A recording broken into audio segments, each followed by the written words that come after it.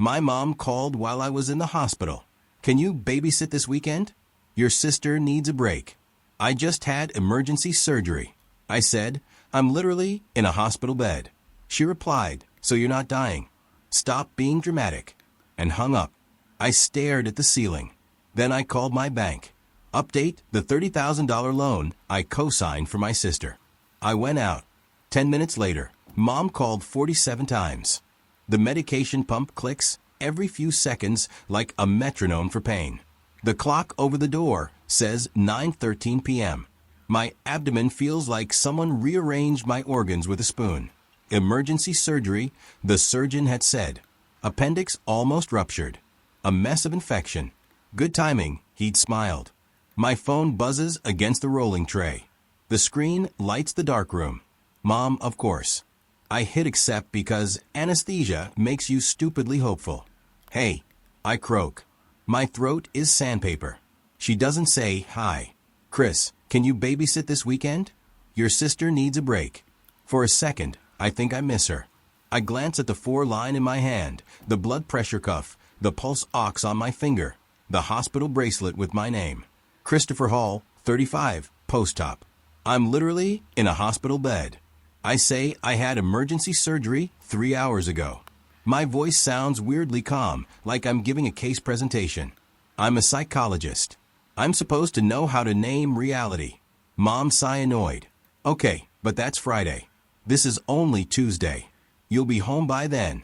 Melissa really needs a break. Chris, you know how hard she has it. I stare at the little dry erase board where a nurse wrote my pain scale earlier. August 10th. Right now, it's a solid 9. Mom, they removed my appendix. I say I'll have stitches. I can't pick up her kids. You're not dying, she snaps. Stop being dramatic. My mouth goes dry in an entirely new way. There it is. The family script. I am not being dramatic. I say slowly. I'm telling you a medical fact. On the plastic chair in the corner is Nora's backpack. My daughter's unicorn keychain dangles from the zipper.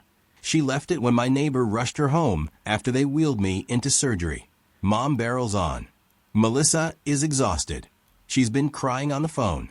3 kids, no help. Connor always at work, and you're just lying there doing nothing. I'm recovering from surgery. I repeat, from an appendix. She says like I had a Hongale removed. They do those laparoscopic. You're home in a day. This is exactly why we say you overthink everything. You're always in crisis mode. Just say yes and be supportive for once. He crawls up my neck. I physically won't be allowed to lift more than 10 pounds. I say, your grandchildren weigh more than that. She huffs. You're a psychologist. You sit in a chair all day. You can sit in a chair with kids there. We all make sacrifices for family. Your sister would do it for you. Interesting. Melissa has never done anything for me that didn't come with an invoice. I'm not babysitting this weekend, I say. I'm not committing to anything while I'm in a hospital bed. There's a sharp silence. Then the voice she uses when she wants to sound reasonable and is actually being cruel. Well, she says, I see. Sweet. When the bank called about that $30,000 loan, you didn't overthink that. You signed. You said you'd be there for your sister. Apparently, that was just talk. My stomach twists the loan. I swallow. Those are not the same thing. Whatever. She snaps. You know what? I'm done discussing this. You're selfish. You're ungrateful. And you wonder why you're alone. Melissa is drowning, and you're lying there treating my surgery like it was nothing. She exhales hard. So, you're not dying. Stop being dramatic, and she hangs up. The call drops. The room hums. Monitor beeping. Hallway cart squeaking. Someone laughing down the hall. Inside my head, everything goes very, very still. My hands are cold. My spine feels hollow. My brain does what it always does. Is when a client tells me about a crisis, it starts counting. 45 minutes in the ER before they took blood for hours from first pain to surgery. 3 days of PTO. I don't have $30,000 of debt with my name on it. I stare at the blank ceiling. Nora's crayon drawing is taped to the rail. A crooked heart that says Dad in shaky letters. I hear my own voice in my head, the one I use in session. If a client told you this story, Chris, what would you say? I don't scream, I don't cry. I reach for my phone, thumb clumsy around the floor. I open my banking app, find the number. Lakeview Community Credit Union Loan Services. When the rep answers, I say very calmly, "Hi, my name is Christopher Hall. I'm calling about the $30,000 personal loan I co-signed for my sister, Melissa Reed. I need to update my involvement. I want out." 10 minutes later, my mom has called 47 times. I'm 35. I live in a one-bedroom apartment in Chicago with my 5-year-old daughter, Nora, and too many therapy books. By day, I'm Dr. Hall, staff psychologist at a community mental health clinic. By night, I'm the guy who collapses on the couch with chicken nuggets and blue. By birth order, I'm the responsible one. My parents call it the strong one. What they mean is the one we lean on until he breaks. My sister Melissa is 3 years younger. Growing up, she was sensitive and I was stable. That was the family language. When Melissa threw a fit, she was overwhelmed. When I got upset, I was dramatic. When Melissa forgot to do chores, Mom said, "She's distracted." Poor thing. When I forgot, Dad said, "You're lazy. You know better." We grew up in a small house in Joliet. Dad drove trucks. Mom did bookkeeping for a dentist. We were never rich, but we were never hungry. The currency in our family wasn't money. It was compliance. Family helps. Mom would say, "Don't make a scene. Be smooth about it." Smooth mint. Don't challenge them. Smooth mint. Swallow it. The first time I babysat for Melissa, I was 17. She'd gone to a party, came home drunk, threw up on the hallway rug. The next day, Mom pulled me aside. "Don't tell your father," she said. "Just keep an eye on her. You're good with kids. You can guide her." Guide her meant cover for her. In college, when I came home on weekends, Melissa would drop her toddler, Owen, at the door with a diaper bag and a wave. "I just need to run some errands," she'd say. Errands were 4-hour gaps that smelled like vodka when she came back. If I hesitated, Mom would murmur, "She's a single mom, Chris. We help. You're not selfish, are you?" When Nora was born, I moved back in for a bit. My ex, Danny, and I imploded quietly when Nora was 1. Therapists are not immune to terrible relationships. For the record, I was working 40 hours at the clinic and picking up extra telehealth clients at night. Melissa started calling it free daycare. "Drop Nora with Mom," she'd say. "You know they're there anyway. I have a hair appointment." If I said I was tired, Dad would chuckle. "You sit in a chair and talk all day, son. Your sister's on her feet with 3 kids." By the time Melissa married Connor, the narrative was cemented. Melissa struggles. Chris manages. Whenever money came up, it was a script. Money is just numbers. Mom would say, "Family is priceless. We don't nickel and dime each other." Translation. Melissa didn't pay people back. Last spring, Melissa called with her voice high and breathy. "Chris, you're the only one who understands credit stuff." I was in my office between sessions eating a granola bar over notes. "What happened?" I asked. She launched into a story about predatory interest rates, medical bills, daycare costs, and a once-in-a-lifetime chance to consolidate everything into one manageable loan. "It's only $30,000. She said, "Only. We'll do it through Lakeview," she said. "They said I just need a cosigner. Connor's credit is, and Mom and Dad are too old. They said you'd qualify easy." My stomach had that familiar drop, the one between "I know better" and "they'll hate me if I say no." "I really can't," I said at first. "My name's the only thing I have." She'd started crying. Real tears or weaponized? Hard to tell over the phone. "I'm drowning." "Chris," she said, "do you want my kids to lose their house? Is that better for Nora to watch her cousins get evicted while their uncle sat on his perfect credit score?" In the background, I heard Mom. "Put me on," she said. "Chris," Mom's voice came through smooth. "Your sister is in trouble. Lakeview is a community bank. It's not like some big corporation. You're helping your family. You're investing in your niece and nephew's future. You can't be that cold." I had a client in 8 minutes. I'd slept 4 hours the night before. My brain, the same brain that coaches clients on boundaries, folded like a lawn chair. 2 days later, I sat in a tiny office at Lakeview. The loan officer slid papers across the desk. Principal balance, $30,000. Interest 8.9%. Term 60 months. He smiled. If she pays on time, it's no problem. Co-signers almost never end up responsible. It just helps the underwriting. I signed. Melissa hugged me outside the branch so hard it hurt my ribs. You're saving us, Chris, she said. You won't regret this. 3 months later, the first late payment notice came. Just a mix-up, she'd said. I switched accounts. Don't go into crisis mode. You're always so intense. I paid half of it because the notice had both our names and my heart rate spiked. Told myself it was temporary. I thought it was temporary. It wasn't. Back in the hospital after I tell the bank I want out, things move fast and slow at the same time. Co-signer release is possible. The loan rep explains her name is Dana. She has a soft Midwestern accent and the kind of voice people automatically trust. We can mail you the packet. She says, your sister would have to qualify on her own. Income verification, credit check. Until then, you're still legally responsible. But this puts a flag on the account. No increases, no restructuring without your consent. A flag. Not perfect, but it's something. Do it, I say. We'll also note that you requested all communication come directly to you as well, Dana adds. Email or mail, not through third parties. That would be great, I say. And can you send me a payment history? Of course. I hang up. My call log looks insane. 47 missed calls from Mom. 12 from home. 6 from Melissa. Text bubbles stack on the lock screen like a slot machine. Mom, what did you just do? Mom, call me now. Melissa, what? Chris. Melissa. Dana from the bank just called me at dinner. Melissa, are you trying to ruin everything for us? I take screenshots. Habit evidence. My heart is thewing, but the adrenaline feels clean for once. Not panic. Clarity.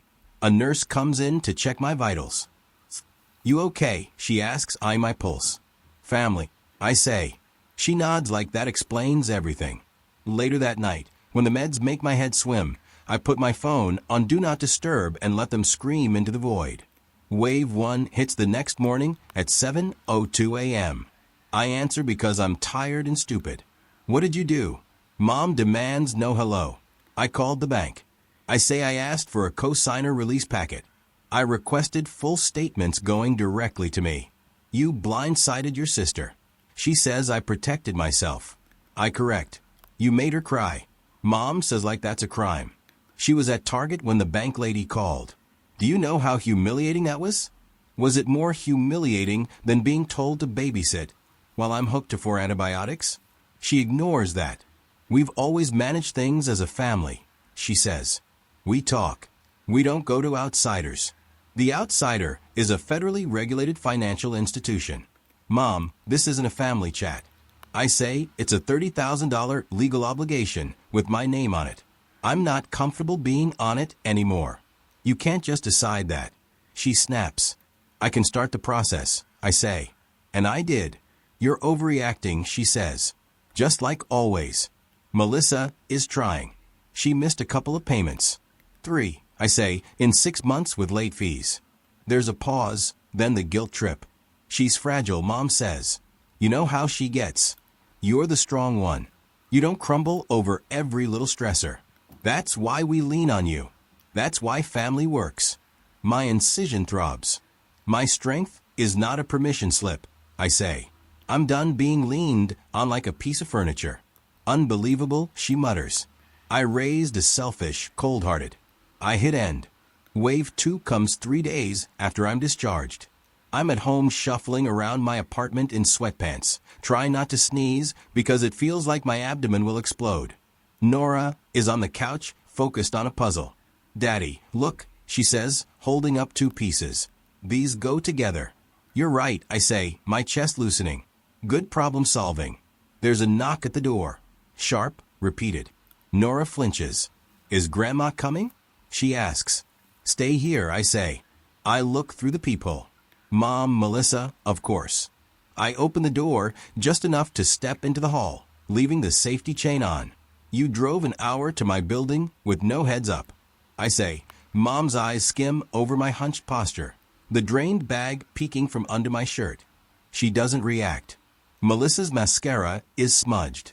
She holds a toddler on one hip, another clinging to her leg. The oldest, Tyler, is scrolling on a tablet. You're ruining my life, Melissa blurts. Hi, Chris. Mom says tightly. We need to talk about what you did at the bank. I feel my pulse in my stitches. Now is not a good time. I say, I'm recovering. Email me. Email. Melissa repeats like I suggested interpretive dance. We're family. You don't email family. What do you want? I ask. Mom exhales through her nose.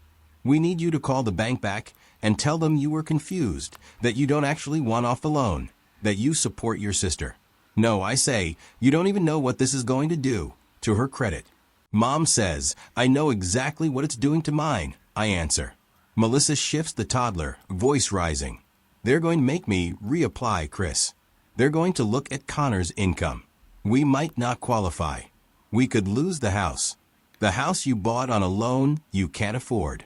I say with my name taped to it like a Band-Aid. She glares. You think you're better than us because you went to school? You think because you sit in your little therapist chair, you're above money problems? My jaw tightens. I think actions have consequences. I say, I think signing legal documents matters. Mom leans in.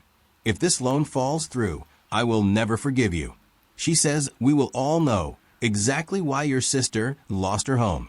I glance back into the apartment. Nora is watching from the couch, puzzle piece in hand, eyes too wide. See, Melissa says, spotting her. This is what I mean. Your kid is fine. She has one parent. Mine have two, and we're drowning. You could help, and you're choosing not to. There it is. Choice is a weapon. I am choosing not to bankrupt my future to clean up messes I didn't make. I say Melissa's lip curls. You know what? She says, if you don't undo this, I'll make sure everyone at your precious clinic hears about what kind of person you really are. I'll tell them you scream at your family. I'll tell them you're unstable. You think they want a terrible therapist. I feel the old panic surge. Professional reputation license. Then I remember something from ethics class. Clients don't get fired because their family sends unhinged emails and I have receipts. Please leave. I say right now. Mom's eyes narrow. Don't threaten me with calling the police, Christopher. She says, we're not criminals. We're family. I haven't mentioned the police, I say. But thank you for the idea. I shut the door. My hands shake, but I slide the deadbolt behind it. I hear Melissa's voice rising. I'm done with you, she yells. Enjoy your perfect little life. You selfish. The hallway swallows the rest. Nora walks over, clutching her puzzle. Are you in trouble? She whispers. No, I say, crouching slowly so my stitches don't scream. I'm not in trouble. Some grown-ups are making bad choices. That's not your fault, and it's not mine. That night, I start a new folder on my laptop. I name it Family Receipts, screenshots of missed call logs, photos of the signed loan documents, the email from Dana confirming the cosigner release process, a note from my phone, threatened to contact workplace. 3:18 p.m. outside my apartment. That's when I stop arguing and start documenting. 2 weeks later, I get an email from Lakeview. Subject, delinquency notice, cosigned loan. I open it with that weird mix of dread and inevitability. Dear Mr. Hall, this letter is to inform you that your cosigned account ending in 4729 is now 60 days past due. 60 days, 2 full payments. My chest feels tight, not panic attack, anger tight. I call Dana. Thanks for sending this, I say. Can you also email me a full payment history and any notes on the account? Of course, she says. I do see here that Ms. Reed mentioned she was counting on additional support from family. Of course, she did. Please note, I say that I will not be making payments on her behalf. I'm pursuing the cosigner release and would like to explore any options for protecting my credit. I'll add a note, she says.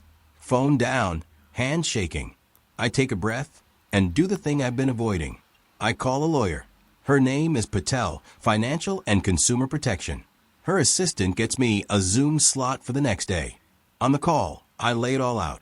The emergency surgery, the babysitting demand, the $30,000 loan, the late notices, the threats. Patel is unimpressed in the best way. She takes notes, asks precise questions. Has your sister ever used your information without your consent? She asks. Yes, I say slowly. About a year ago, she opened a store card and put me down as an authorized user without asking. I found out when a card came in the mail. I called and removed myself. They said it happens all the time. Did you keep the letter? I open my folder. Click. Hold it up to the camera. Excellent. Patel says, here's what we're going to do. She explains it like a treatment plan. Step 1. Pull all 3 of my credit reports. Step 2. Place a fraud alert and credit freeze. Step 3. Send certified letters to Lakeview and any creditors stating that no one is authorized to open accounts. Increase limits or otherwise use my information without my explicit written consent. Step 4. Send a cease and desist letter to my family regarding harassment and threats regarding my workplace. You can do that. I ask you absolutely can. She says harassment is harassment even if they share your DNA. After the call, she emails me drafts. The language is cold and beautiful. Any further unauthorized use of my personal information will be reported as identity theft. Any further attempts to contact my employer or colleagues will be documented and forwarded to legal counsel. I read them 3 times. I have my digital signature. We send them certified. Return receipt requested. 3 days later, Christmas comes early. I'm making Nora mac and cheese when there's pounding on my apartment door. Not a knock. Pounding. Nora jumps. Her fork clatters. I look through the peephole. Dad this time. And Mom. Great. I open the door with the chain on again. Dad's face is red. Did you seriously send us a lawyer letter? He demands, waving the envelope like it's a bomb. Yes, I say. I did. Mom's lips are thin. You're threatening your own mother with legal action. The letter doesn't mention you by name. I say it mentions family members who have threatened to contact my employer or use my personal information without consent. Dad jabs a finger at me. You think you're better than us, he says. People have hard times. We help each other. We don't sick lawyers on each other. We don't act like strangers. You've been acting like strangers for years, I say quietly. Mom snorts. Oh, because we asked you to watch your niece and nephews. Because we expected you to help with a loan you agreed to. No, I say because you told me in a hospital bed that my surgery was not dying. So I should suck it up and babysit because you've sold my time and my credit as if it belongs to you. Because my sister threatened my job when I protected myself. Dad's jaw clenches. You brought that on yourself. There's a flicker in my chest. Not doubt. Something closing behind me. I feel Nora's presence. She's hovering by the hallway, trying to make herself small. Is Grandpa mad? She whispers. I turn my head just enough to see her. I've got it, I say. Then I look back at my parents and say one sentence. Any further contact about Melissa's loan or childcare goes through my lawyer. Dad laughs. Ugly. You're going to call the cops on your own father. If you show up here and refuse to leave, yes, I say. For a second, everything stills. Then Mom's face twists. I don't even recognize you. She says, this is what therapy did. Turned you against your own family. No, I say you did that all by yourselves. She inhales sharp. Come on, she hisses to Dad. Let's go. Before he calls 911 on his poor old parents, they stomp down the hall. Dad shouts over his shoulder. When Melissa is homeless, remember you did that. The elevator door closes on his voice. I stand there for a minute shaking, then close the door. Lock. Deadbolt. Nora pads over in sock feet. Are we in trouble now? She asks. I kneel slowly, one hand on my stitches. No, I say. We're safe. That's what this is about. She leans into me. Are they mad at me? No, honey, I say. They're mad at me because I said no. We stay like that for a second. My phone buzzes. A new email from Officer Ramirez. Subject: Incident report number 23 to 1142. I'd gone to the station earlier that day at Patel's suggestion to file a preventative report about harassment and threats just in case. The officer had listened, jotted down notes, and given me the number. Sometimes just knowing there's a paper trail calms people down, he'd said. Sometimes it doesn't, I'd replied. Now the number is in my inbox, solid and official. I forward it to Patel. I don't scream. I don't beg. I do the irreversible thing. I freeze my credit. I block my parents' numbers.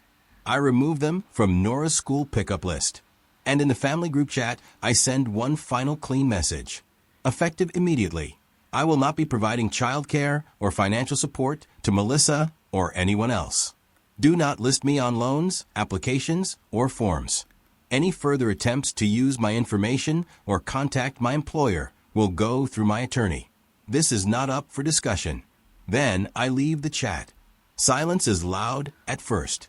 My phone feels too light without the buzzing, emergencies, and tiny favors that eat 3 hours. I keep waiting for another knock, another letter, another explosion. Instead, life settles. I go back to the clinic on light duty. Dr. Lee shows me Melissa's rant email, then shrugs. We all have families. This doesn't touch your work. You're a good clinician, Chris. We know the difference between a boundary and a breakdown. At home, Nora adjusts faster than I do. We build Lego, practice letters, dance in the kitchen when my abdomen lets me. Grandma used to call a lot. She says on the way home from preschool. Yeah, she doesn't now. No, I like it when it's just us. 2 months later, a card comes.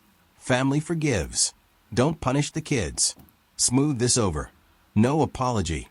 No mention of the hospital or the loan. A text from Melissa follows. Kids want to see their uncle grow up. We're family. I type one line. I'm not available for that.